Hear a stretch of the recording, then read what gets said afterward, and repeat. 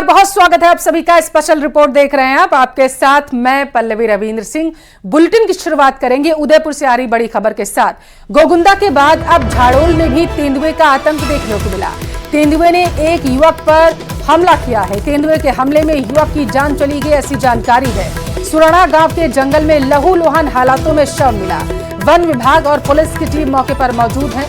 ग्रामीणों में खौफ का माहौल है। उन्हें समझाने की कोशिश जो है वन विभाग की टीम और पुलिस के जरिए की जा रही है। तो उदयपुर से इस वक्त की बड़ी खबर आपके टेलीविजन स्क्रीन पर है।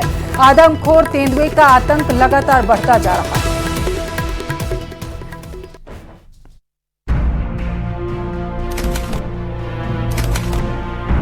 में शरीर के जो अंग है वो टुकड़े टुकड़े मिले थे।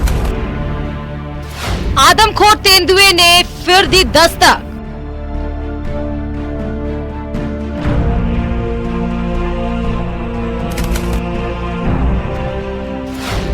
पांच साल की बच्ची को बनाया शिकार। 30-40% बॉडी को वो खा चुका है। जंगल में मिला मासूम का छत विछत शव। देखिए कि ये वही जगह है, ये जो नदी है, इसी नदी के पास में कल शाम को तकरीबन 6 से 7 बजे के आसपास 5 वर्षीय सूरज जो है वो अपनी मां के साथ नहा रही थी और उसी दौरान जब मां का मुंह दूसरी तरफ था, पीछे से तेंदुआ आया। तेंदुए ने आकर 5 वर्षीय बच्ची पर झपट्टा मारा और उसे लेकर जंगल की ओर, ये जो पहाड़ी है, इस पहाड़ी की ओर तेंदुआ उसे लेकर चला गया। उदयपुर से करीब 45 किलोमीटर दूर गोगुंदा के इन घने जंगलों में तेंदुए ने एक बार फिर दस्तक दी है। मजावत ग्राम पंचायत के कुडाऊ गांव की भील बस्ती में 5 साल की मासूम को तेंदुए ने शिकार बनाया। 5 साल की सूरज पर उस वक्त हमला किया जब वो अपनी मां के साथ जंगल में नहाने गई थी।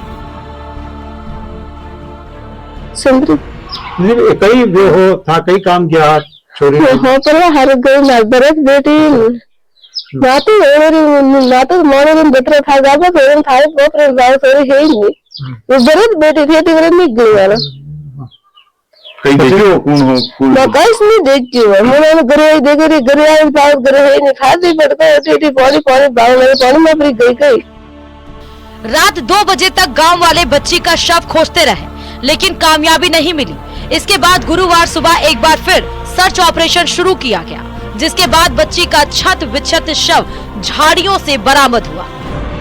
5 वर्षीय मासूम सूरज का छत विक्षित शव जो है वो पहाड़ी पर घटना स्थल से तकरीबन आधे से 1 किलोमीटर दूर मिला है।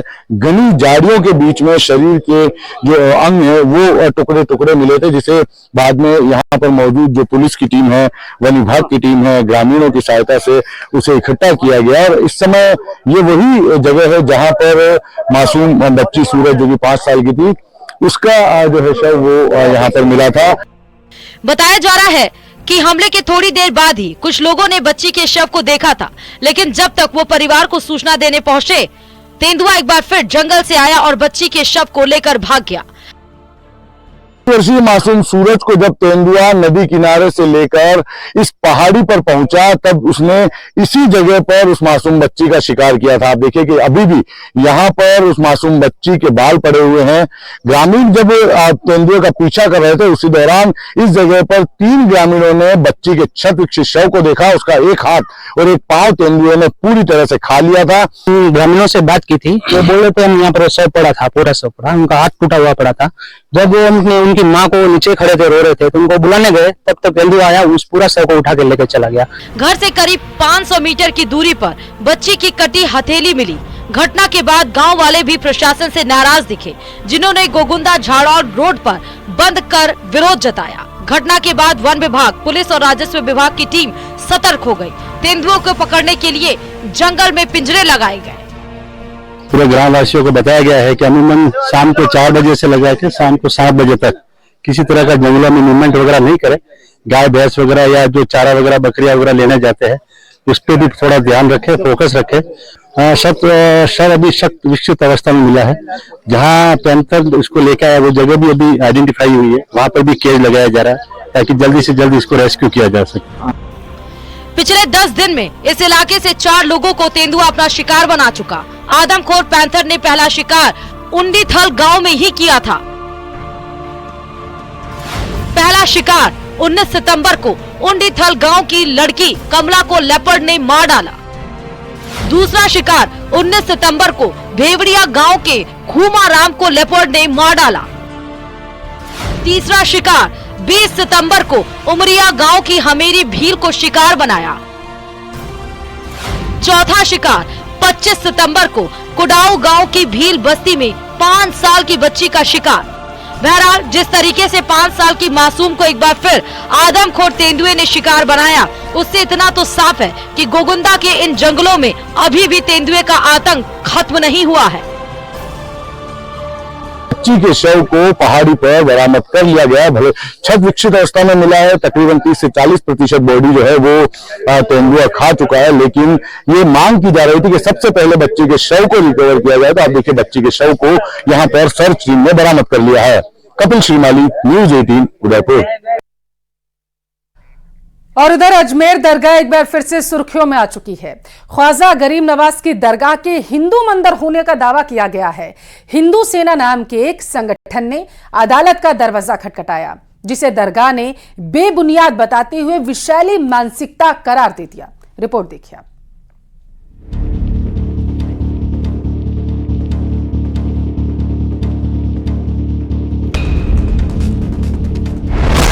अजमेर दरगाह के मंदिर होने का दावा। अजमेर जो दरगाह का जो स्ट्रक्चर है वो हिंदू मंदिर और जैन मंदिर तोड़े गए स्ट्रक्चर से बना है।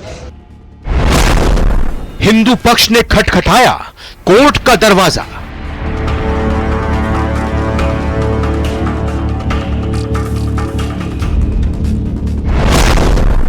मुस्लिम पक्ष ने चेताया।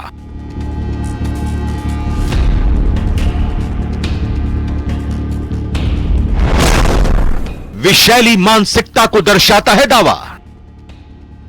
हिंदू सेना संस्था नामक जो वाद प्रस्तुत किया गया है वो एक तरह से उनकी विशैली मानसिकता को दर्शाता है।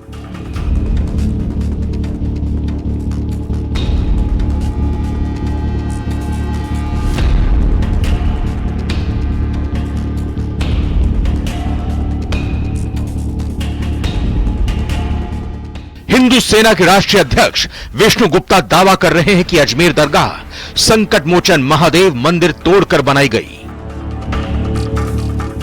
उस समय बहुत सारे मंदिर तोड़े गए, उसमें एक संकट मोचन महादेव मंदिर भी है जो कि उनके जो आज्ञाकारी शिष्य रहे उन्होंने तोड़ा, और बाद में जब चिश्ती की मौत होगी उसके बाद उसी मंदिर को तोड़कर जो नीचे तहखाना है, जो गर्भगृह है, उसमें उनकी कब्र बना दी। अपने दावे के पक्ष में हिंदू सेना देश के प्रसिद्ध शिक्षाविद, राजनेता और समाज सुधारक हरविलास शारदा की किताब को उल्लेखित कर रहे हैं। हरविलास शारदा जो कि अजमेर के म्युनिसिपैलिटी कमिश्नर रहे चीफ, और बाद में अजमेर कोर्ट के सेशन जज भी रहे। उन्होंने अपनी एक बुक लिखी है, उस बुक में बहुत सारे विस्तार से बताया है कि अजमेर जो दरगाह का जो स्ट्रक्चर है वो हिंदू मंदिर और जैन मंदिर तोड़े गए स्ट्रक्चर से बना है। हिंदू सेना अजमेर दरगाह को संकट मोचन महादेव मंदिर घोषित करने, पुरातत्व विभाग से वैज्ञानिक सर्वेक्षण कराने और दरगाह से अवैध कब्जा हटाने की मांग कर रही है। हिंदू सेना के दावे को दरगाह दीवान प्रतिनिधि नसीरुद्दीन अली ने सिरे से खारिज कर दिया है। तमाम धार्मिक और राजनीतिक लोग, चाहे वो किसी भी धर्म के हों, सबकी आस्था इस दरगाह से जुड़ी हुई है, लेकिन हिंदू सेना संस्था नामक जो वाद प्रस्तुत किया गया है वो एक तरह से उनकी विशैली मानसिकता को दर्शाता है। हम सिरे से इसको खारिज करते हैं। नसीरुद्दीन अली जोर देकर कहते हैं कि वो दर है जिसे दिल्ली सल्तनत, मुगलों, मराठों और अंग्रेजों तक ने बड़े सम्मान की नजर से देखा है और अपनी आस्था जाहिर की है।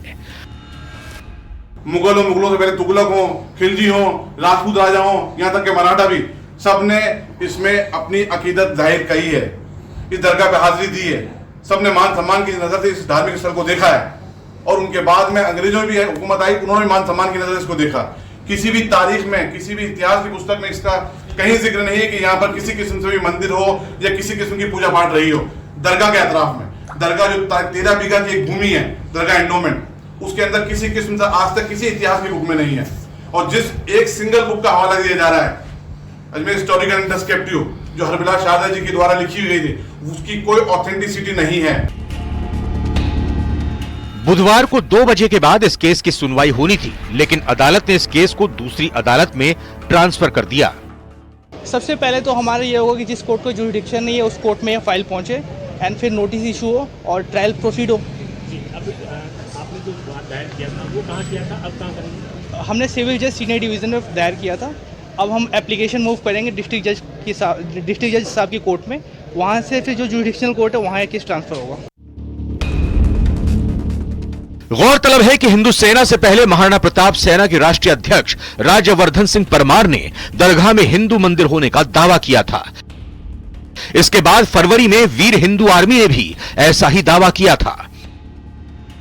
न्यूज़ 18 राजस्थान के लिए अजमेर से अशोक सिंह भाटी की रिपोर्ट।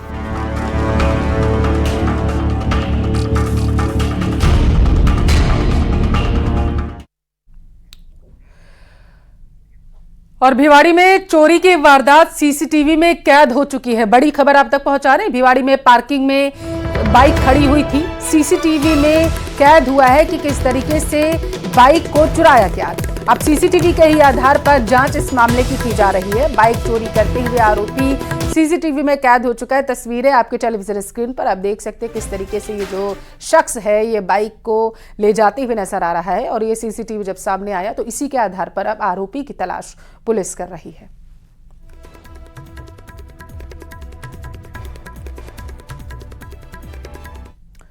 और ये खबर आपके लिए बेहद जरूरी है क्योंकि आप बेहद आम बीमारियों के लिए जो दवाएं खा रहे हैं, हो सकता है वो आपके शरीर पर जहर का काम कर रही हो।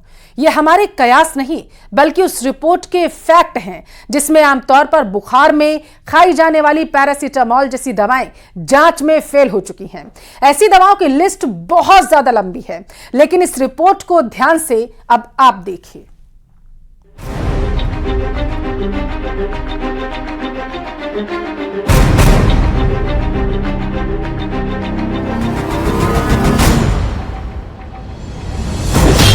क्या दवाओं के नाम पर जहर बेचा जा रहा है? क्या जीवन रक्षक दवाएं मौत की वजह बन सकती हैं? क्या मुनाफाखोरी में आपकी सेहत के साथ खिलवाड़ हुआ है? CDSCO यानी केंद्रीय औषधि मानक नियंत्रण संगठन की जांच रिपोर्ट ने ऐसे ही सवाल खड़े कर दिए। और ये सवाल इसलिए उठे हैं क्योंकि आम बीमारियों में खाई जाने वाली एक दो नहीं बल्कि कई दवाएं ऐसी हैं जो क्वालिटी टेस्ट में फेल साबित हुई हैं। यानी जिन दवाओं को आप कई बार बिना डॉक्टर की सलाह के ले लेते हैं वो आपकी जान के दुश्मन साबित हो सकती है। Central drugs standard control organisation यानी CDSCO की जांच रिपोर्ट में कुल 53 दवाएं ऐसी हैं जो क्वालिटी टेस्ट में फेल साबित हुई हैं। इन दवाओं में आमतौर पर बुखार में ली जाने वाली पैरासीटामोल जैसी दवाएं भी शामिल हैं। ये ऐसी दवाएं हैं जिन्हें आप BP, डायबिटीज और विटामिन के लिए लेते हैं। साथ ही दर्द दूर करने वाली दवाओं में डिक्लोफेनेक भी शामिल है।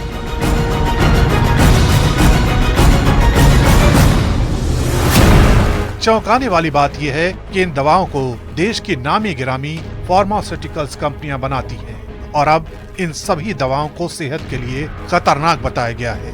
जिन दवाओं को टेस्ट में परखा गया है उनमें paracetamol 500 mg, glimepiride, Telma H 40 mg, Pan D, Clavam 625, Cepodem XP50 dry suspension और डेफकार्ड 6 जैसी दवाओं को मानक के मुताबिक नहीं पाया गया है। यानी इन दवाओं का सेवन घातक बीमारियों को न्योता दे सकता है। हालांकि दवा कंपनियों का दावा है कि चिन्हित बैच की दवाएं नकली हैं। यही वजह है कि बड़े स्तर पर इन दवाओं की जांच शुरू कर दी गई है और ये भी पता लगाया जा रहा है कि क्या वाकई में इन दवाओं की नकल के नाम पर नकली दवाओं को बाजार में उतारा गया है, क्योंकि सवाल सीधे सीधे लोगों की सेहत से जुड़ा है।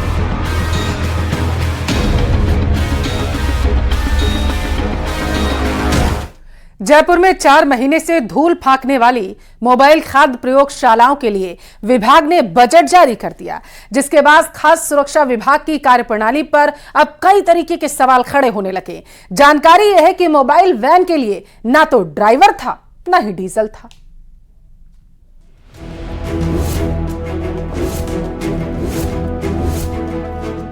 खाद्य सुरक्षा विभाग की मोबाइल वैन पिछले 4 महीने से ड्राइवर और डीजल के अभाव में ऐसे ही खड़ी है।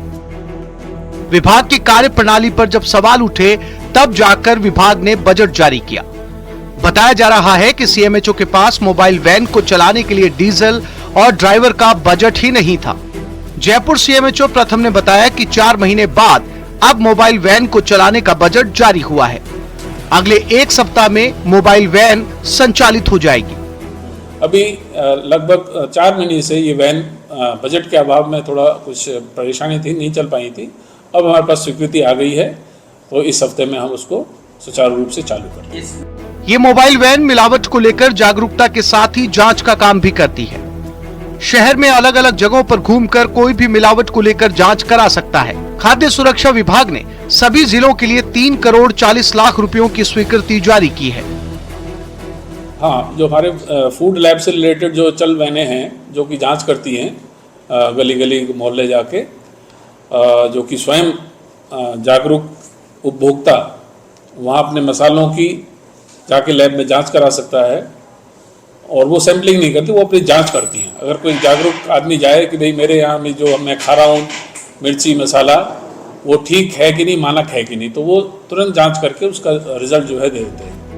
गौरतलब है कि इन दिनों खाद्य सुरक्षा विभाग ताबड़तोड़ कार्रवाइयां कर रहा है, लेकिन जागरूकता और लोगों की आसानी के लिए चलाई गई लाखों रुपए की लागत की मोबाइल वैन धूल खा रही है। अब विभाग ने बजट तो जारी कर दिया है, लेकिन देखना होगा ये कब तक संचालित हो पाती है। न्यूज़ 18 राजस्थान के लिए सौरभ गृहस्थी की रिपोर्ट। अजमेर का रुख करेंगे। बड़ी खबर है, जेल में फोन रखने को लेकर के अब एक्शन होने लगा है। पुलिस ने आजाद सिंह को अरेस्ट कर लिया। सेंट्रल जेल में फोन रखने के मामले ने अब तूल पकड़ना शुरू कर दिया है। आनंदपाल गैंग से जुड़ा हार्डकोर आरोपी आजाद सिंह है। आजाद सिंह पर 2 दर्जन से ज्यादा मुकदमे पहले से ही दर्ज है। जानकारी यह है कि मोबाइल पकड़ा गया है, जिसके बाद से तलाशी अभियान भी तेज कर दिया गया। जेल में फोन रखना अब जो है आरोपियों के लिए मुसीबत का सबब बन जाएगा, क्योंकि लगातार एक्शन जो है वो पुलिस की तरफ से लिया जा रहा है। सेंट्रल जेल में फोन रखने के मामले ने तूल पकड़ लिया है। बताया जा रहा है कि आनंदपाल गैंग से जुड़ा हार्डकोर आरोपी आजाद सिंह के पास से फोन मिला था और अब एक्शन लिया जा रहा। प्रशासन की तरफ से मार्च 2022 में दर्ज कराया था। जब जेल प्रशासन ने जेल की सर्चिंग करी थी तो एक वार्ड नंबर 10 के बैरिक बी के अंदर 4 मोबाइल मिले थे। उस बैरिक के अंदर 3-4 बंदी रह रहे थे, उनके विरुद्ध उन्होंने प्रकरण दर्ज कराया था। 2022 से अभी तक इन्वेस्टिगेशन जारी था। तो उसमें से आज़ाद सिंह को आज हमने अरेस्ट किया है, जो अभी हाई सिक्योरिटी जेल के अंदर निरुद्ध चल रहा था। तो कोर्ट के आदेश से उसको प्राप्त करके इन्वेस्टिगेशन किया, अपराध प्रमाणित होने पर उसको अरेस्ट करके वापस सेंट्रल जेल में दाखिल किया। इससे 2 दिन पहले भी एक विजय सिंह ग्रुप चोटी, वो हरियाणा का रहने वाला था, उसको हमने अरेस्ट किया है, उसको भी वापस जेसी करवा दिया। आज़ाद सिंह आनंदपाल सिंह गैंग से जुड़ा हुआ है, उसी से संबंधित इसके प्रकरणों में अभी जेसी चल रहा है। पाली में जमीन विवाद में हत्या पर अब कोर्ट का फैसला आ चुका है। 10 आरोपियों को आजीवन कारावास की सजा सुनाई गई। एक आरोपी की पहले ही मौत हो चुकी है, ऐसी जानकारी सामने निकलकर आ पा रही है। आरोपियों में 3 महिलाएं समेत 10 लोग शामिल हैं। भाकरियावाला गांव में जमीन विवाद में इस हत्या की वारदात को अंजाम दिया गया था। तो कोर्ट का फैसला अब इस मामले में आ चुका है। जानकारी ये निकलकर सामने आ पा रही है कि एक व्यक्ति की पहले ही इस मामले में मौत हो चुकी है, बाकियों को आजीवन कारावास की सजा सुनाई गई।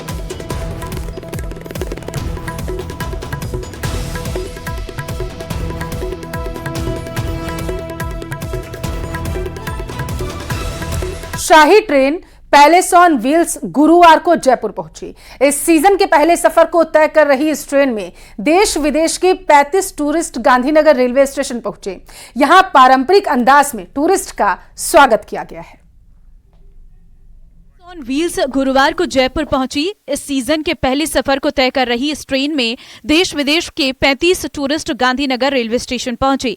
यहां पारंपरिक अंदाज में टूरिस्ट का स्वागत किया गया। ट्रेन में सवार सैलानी जब स्टेशन के प्लेटफॉर्म पर पहुंचे तो लोक कलाकारों ने उनकी अगवानी की। इसके बाद लोक कलाकारों ने माथे पर तिलक और माला पहनाकर अतिथियों का स्वागत किया। सभी सैलानी आज गुलाबी नगरी का दीदार करेंगे। आपको बता दें कि यह अनुभव न केवल टूरिस्टों के लिए अद्वितीय था, बल्कि राजस्थान की सांस्कृतिक धरोहर को भी प्रदर्शित करता था। पैलेस ऑन व्हील्स अब एक विशेष यात्रा का अनुभव प्रदान करती है, जो यात्रियों को राजस्थानी संस्कृति और भव्यता से रूबरू कराती है। बता दें कि पैलेस ऑन व्हील्स में टूरिस्ट को एक यादगार सफर देने के लिहाज से करोड़ों रुपए खर्च किए गए हैं। ट्रेन के इंटीरियर को विनियर वुड, मैक्सिकन फैब्रिक और गोल्डन मिरर वर्क से सजाया गया है, जिससे ये पहले से और अधिक खूबसूरत और आलीशान हो गई है। हर डिब्बे को एक अलग रॉयल लुक दिया गया है और हर टूरिस्ट स्पॉट की थीम पर खास सजावट की गई है, जो देखने के लिए काफी आकर्षित लग रही है। राजस्थान रोडवेज से जुड़ी एक बड़ी खबर है, अब तक पहुंचाएंगे। लोकतंत्र सेनानियों को अब निःशुल्क यात्रा की सुविधा का आनंद दिया जा सकेगा। रोडवेज की लोकल और एक्सप्रेस बसों में फ्री यात्रा कर सकेंगे। मीसा, DIR, CRPC प्रपत्रधारियों को यह सुविधा दी जाएगी। रोडवेज की ओर से RFID कार्ड के माध्यम से सुविधा दी जाएगी। ये कार्ड जारी किया जाएगा और जिन लोकतंत्र सेनानियों के पास में बताया जा रहा है कि ये कार्ड होगा, उन्हें ये सुविधा जो है वो मुहैया करवाई जाएगी। तो लोकतंत्र सेनानियों को मुफ्त में यात्रा करवाने के लिए ये बेहतरीन कदम यहाँ पर उठाया गया है। बताया जा रहा है कि कार्यकारी निदेशक ज्योति चौहान ने कार्यालय आदेश इसका जारी कर दिया है।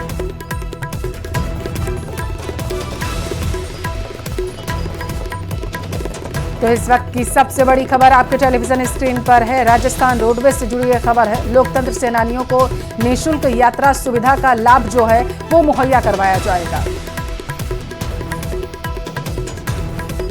जिला स्पेशल टीम ने 20,000 के इनामी बदमाश को पकड़ लिया है। सीकर जिले के इनामी बदमाश अमित कुमार को पकड़ा गया। DSP टीम ने नवलगढ़ के बाय गांव के इनामी बदमाश को पकड़ा है। इनामी बदमाश अमित को सीकर पुलिस को सौंप दिया गया।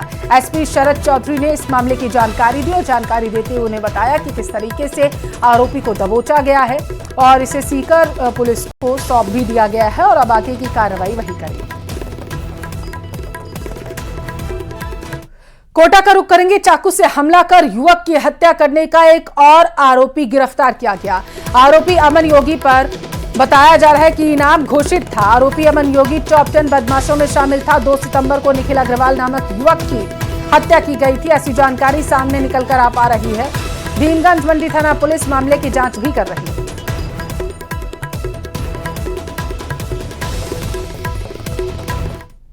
यहां वक्त एक छोटे से ब्रेक का। ब्रेक के उस पर तमाम खबरें आप देखिए 30 मिनट में 50 जिलों के बुलेटिन में।